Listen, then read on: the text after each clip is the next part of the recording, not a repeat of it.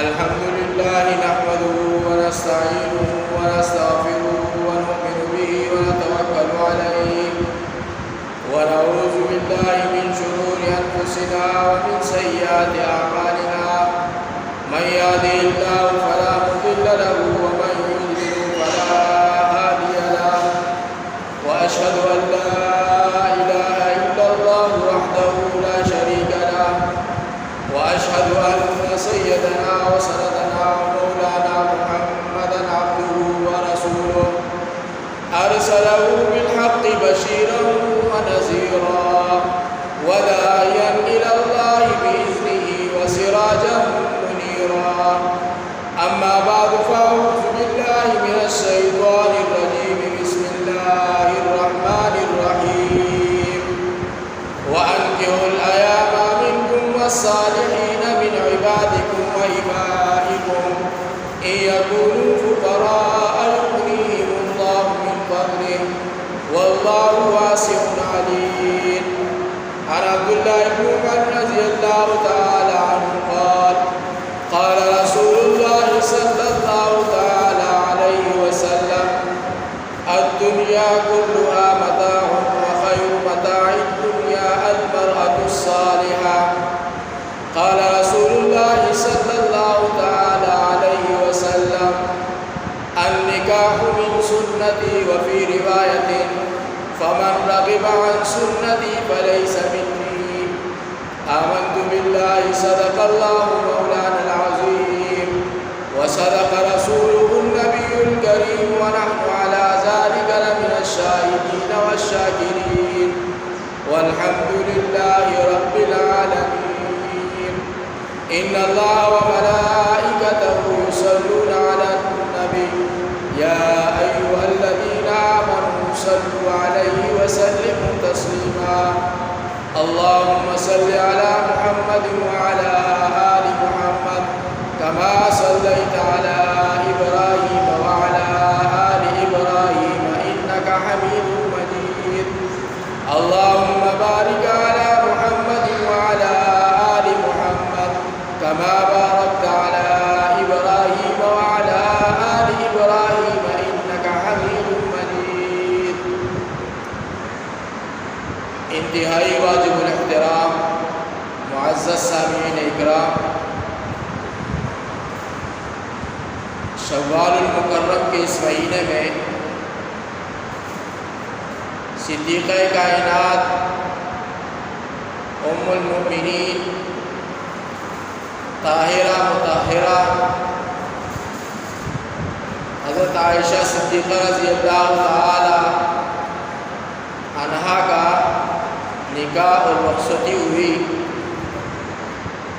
اسی عنوان سے آج ہمارے اس خطبے کا مضمون ہے نکاح اور نکاح کے فضائل.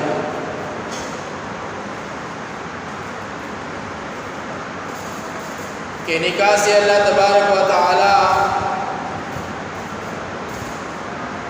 انسان کے ایمان کو کامل فرما دیتے ہیں. چونکہ نکاح سے پہلے انسان کا ایمان نصف ہوتا ہے اور جب انسان نکاح کرتا ہے تو اس کا ایمان نصف سے پورا ہو جاتا ہے. اسی وجہ سے قرآن کریم فرقان حمید کے اندر اللہ تبارک و تعالی نے نکاح کی ترغیب فرمائی ہے.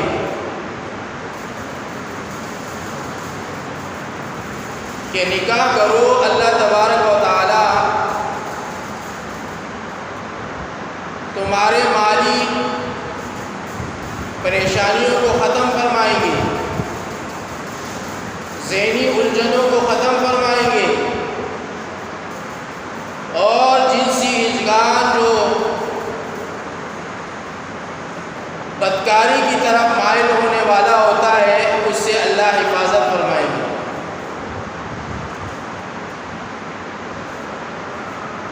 خطبے کے اندر جو آیت تلاوت فرمائی گئی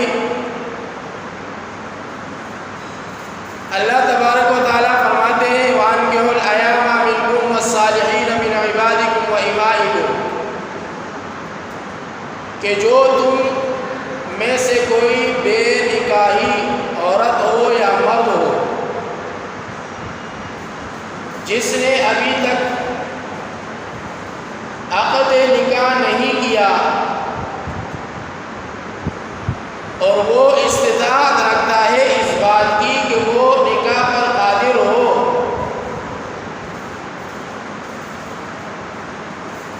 تو ان کا نکاح کیا کرو، اور جو تمہارے غلام اور لونڈیاں ہیں، خادمہ ہیں، اگر وہ بھی نکاح کے اندر آ جائے تو بہتر ہے، اگر ان کو نکاح کی ضرورت ہے تو ان کا بھی نکاح کراؤ۔ إِن يَكُونُوا فُقَرَاءَ يُغْنِيهِمُ اللَّهُ مِن فَضْلِهِ، کہ نکاح کی برکت سے اگر یہ لوگ جو بے نکاحی زندگی گزار رہے ہیں، اگر یہ تنگدستی کے اندر ہے، اگر یہ فقر و فاقے کے اندر ہے، اگر مالی حالت ان کی مستحکم نہیں ہے، تو اللہ تبارک و تعالیٰ اس کی برکت سے اپنا فضل فرمائیں گے،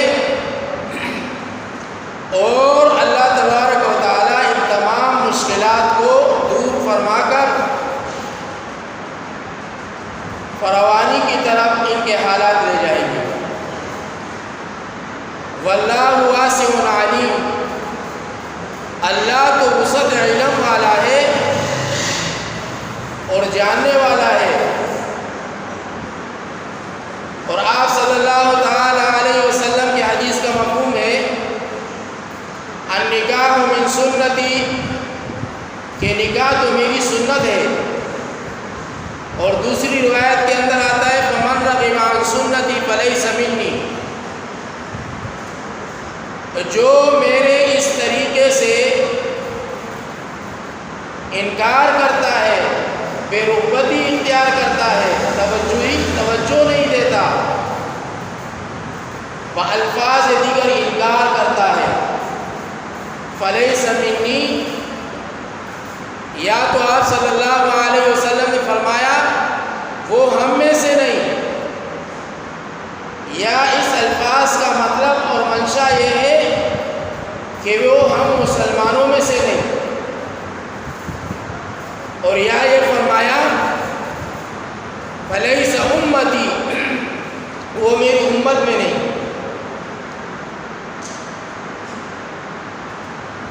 تو جہاں نکاح سے اللہ تبارک و تعالی معاشرے کو پاکیزگی عطا فرماتے ہیں، اور معاشرے کے اندر اللہ تبارک و تعالی خیر اور برکت کے فیصلے عطا فرماتے ہیں، اور یہ تمام نبیوں کی سنت ہے۔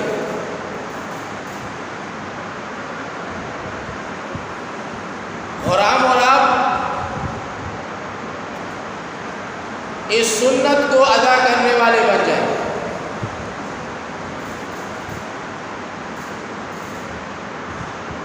اور اس سنت کے اندر اللہ تبارک و تعالیٰ نے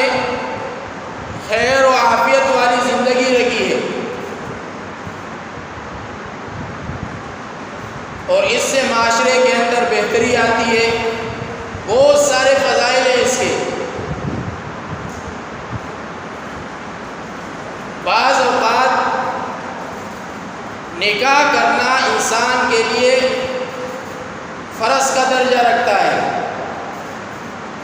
بعض اوقات نکاح انسان کے لیے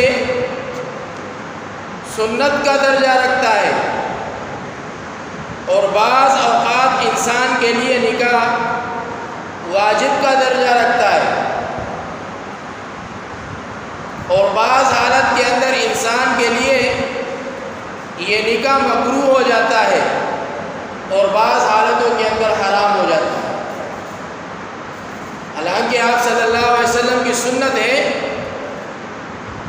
لیکن اوقات کے بدلنے کے ساتھ اس کا جو حکم ہے وہ بھی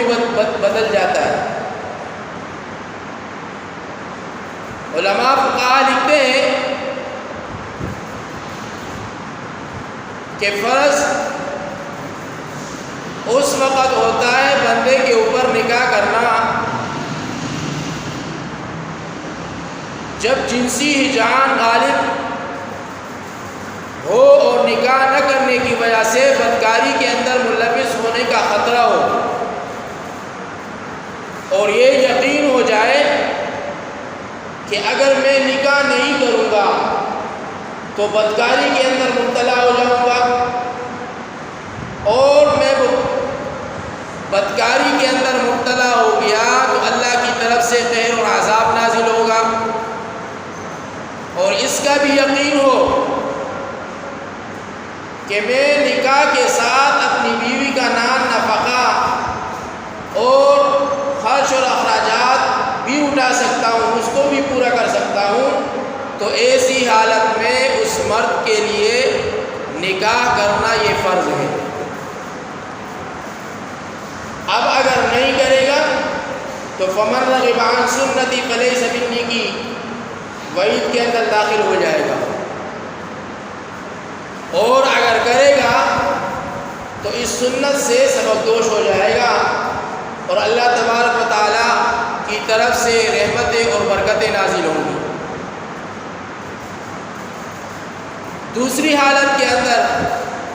نکاح واجب ہو جاتا ہے، اور واجب نکاح کے اندر علماء فرماتے ہیں کہ اگر قدرت جسمانی اور مالی حاصل ہو اور بدکاری میں مبتلا ہونے کا یقین بھی نہ ہو، یعنی ایک شخص ہے اس کی جسم کی طاقت بھی صحیح ہے، اعضاء اور جوارح بھی صحیح ہے،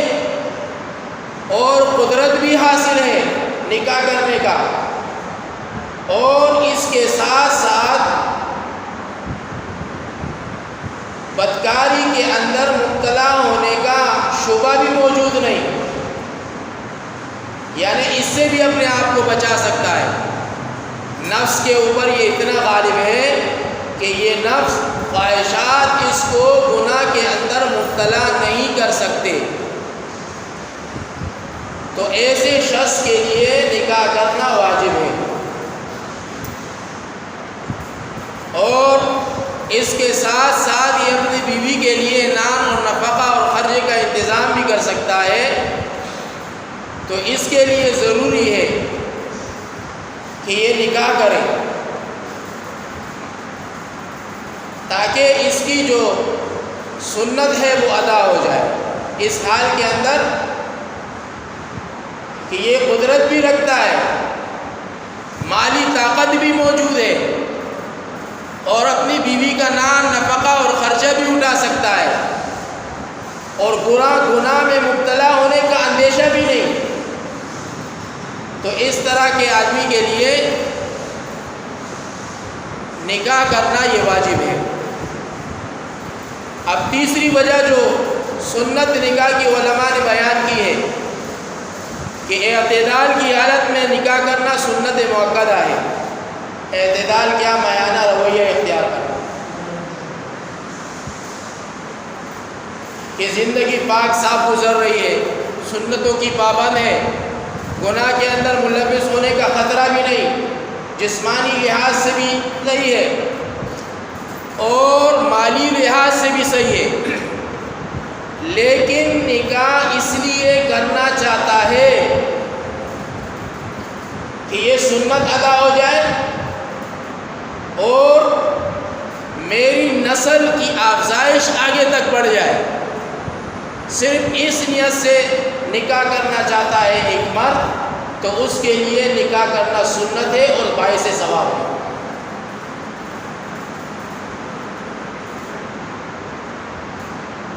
اور اس حالت کے اندر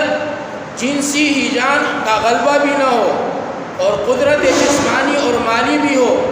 اور بدکاری سے بچنے اور نسل کی افزائش کی نیت سے نکاح کرے، تو اس ایسے آدمی کے لیے نکاح کرنا یہ سنت ہے اور اس کے اندر ثواب ہے۔ ایک ہے مکروہ نکاح۔ علماء فرماتے ہیں اگر بیوی پر ظلم کرنے کا خوف ہو، بدمزاج ہے آدمی، بدمزاج ہے، مزاج کا سخت ہے، تھوڑی تھوڑی بات پہ گھر کے اندر واویلا کھڑا کر دیتا ہے۔ نکاح سے پہلے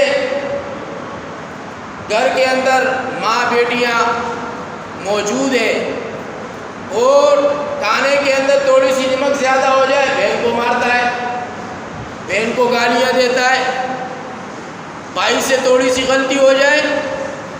تو اس کو ڈانٹتا ہے، گالیاں دیتا ہے۔ سخت مزاج ہے، مزاج کے اندر سختی ہے، کڑواہٹ ہے۔ تو علماء فرماتے ہیں کہ ایسے آدمی کے لیے نکاح کرنا یہ مکروہ ہے، کہ جب اس کو یہ خوف ہو کہ میں بد مزاج ہوں اور میرا مزاج سخت ہے اور میں اپنی بیوی پر ظلم کا اندیشہ دیکھتا ہوں کہ تھوڑی سی نافرمانی کرے گی پھر اس کو ماروں گا اور اس کو سزا دوں گا، یعنی نکاح سے پہلے اس کی یہ حالت ہے، تو علماء فرماتے ہیں ایسے آدمی کو نکاح سے بچنا چاہیے اور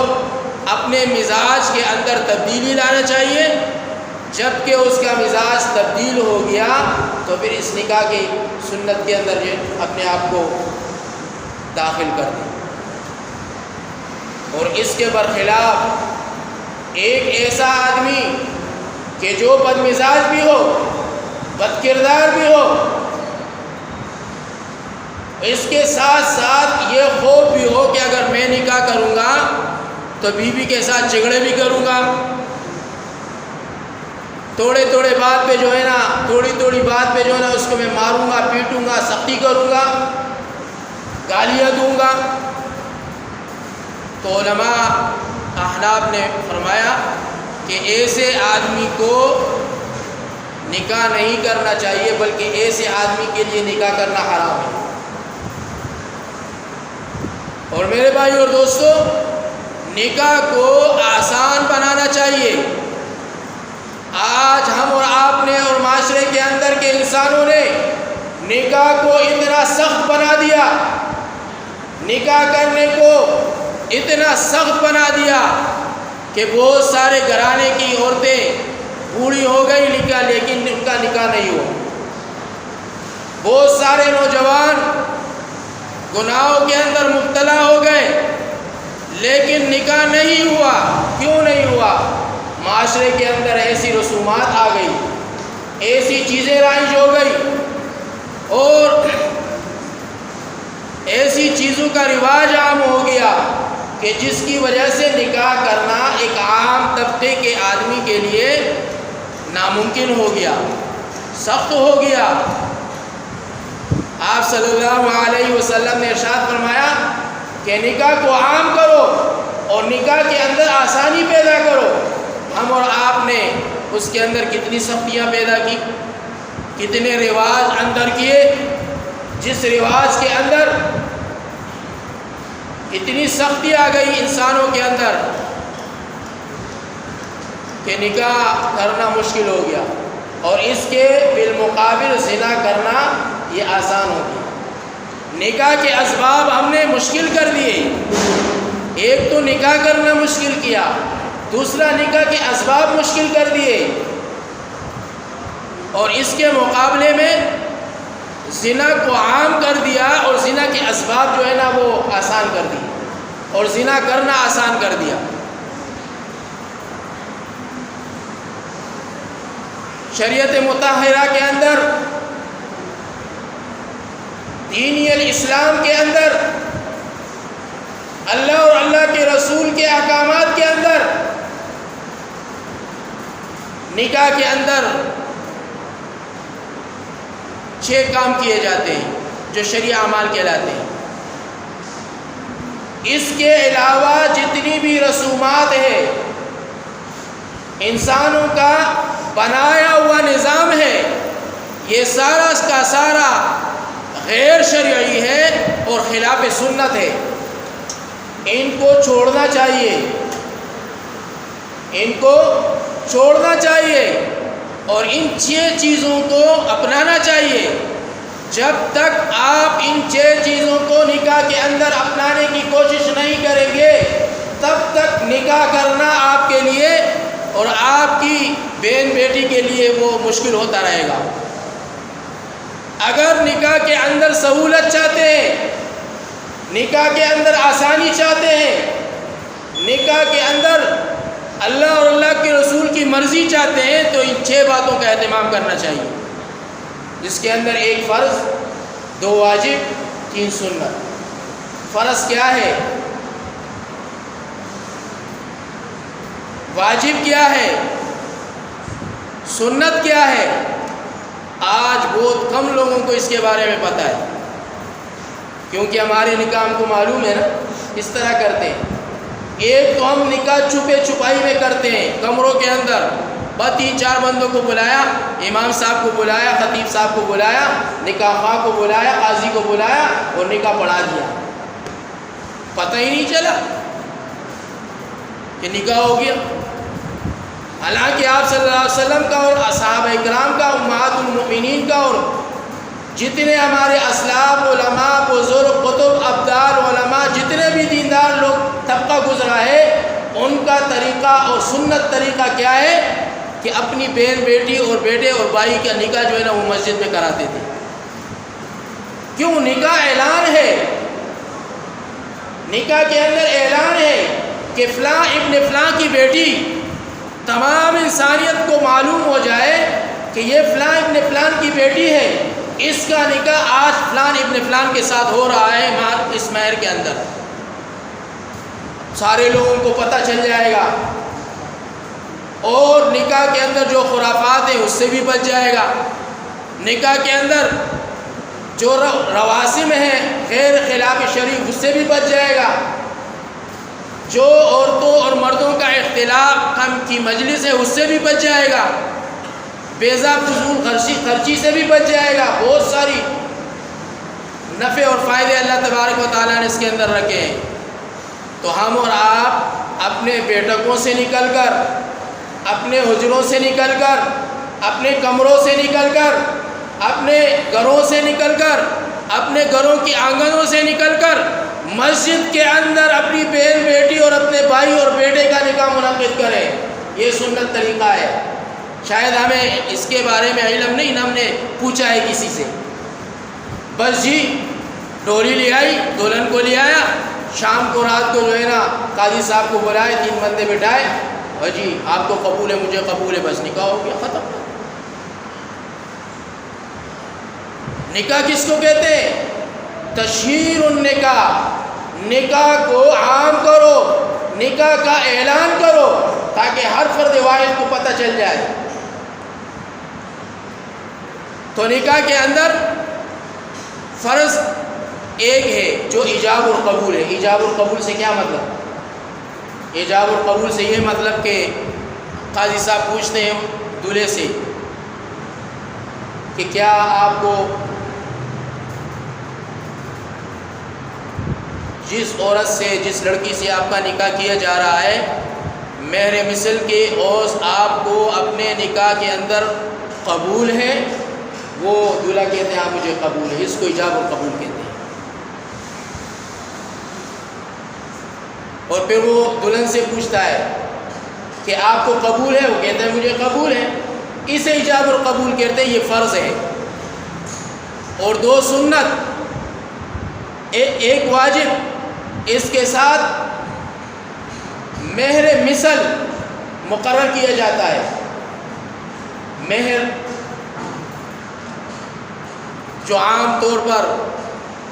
ہم آپ جو ہے نا مقرر کرتے ہیں، امام صاحب سے پوچھتے ہیں، قاضی صاحب سے پوچھتے ہیں، شادی کا خرچہ اپنی مرضی سے کرتے ہیں،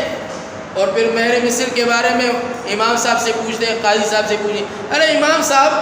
مہر مثل کتنا مقرر کیا جائے؟ 500 زیادہ ہوگا، 3 لاکھ روپے آپ نے شادی کے اندر خرچہ کیا اور بیچاری دلہن کو 500 روپے مہر مثل مقرر کر رہے ہو، شرم کی بات ہے۔